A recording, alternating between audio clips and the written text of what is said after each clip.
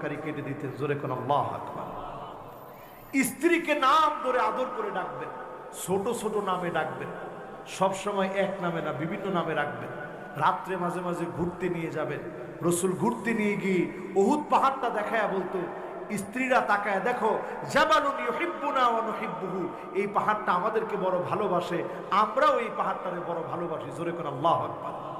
এই জন্য পুরা উহুদ পাহাড়টাকে উঠায়া আল্লাহ পাক জান্নাতের মধ্যে সাজায় রাখবে। জোরে কোন আল্লাহু আকবার। রসুল স্ত্রীদেরকে নিয়ে এক প্লেটে খাইতেন, একসঙ্গে গোসল করতেন। এইগুলা আমাদের আমলের মধ্যে নাই, ঠিক কিনা বলেন ভাই?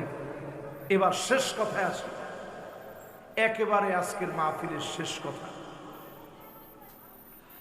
আল্লাহর গোলামেরা যারা মাহফিলে বসলাম, এই মাহফিল থেকে সূরা ইখলাসের তাফসীর শুনে কি নিয়ে বাড়ি ফিরব?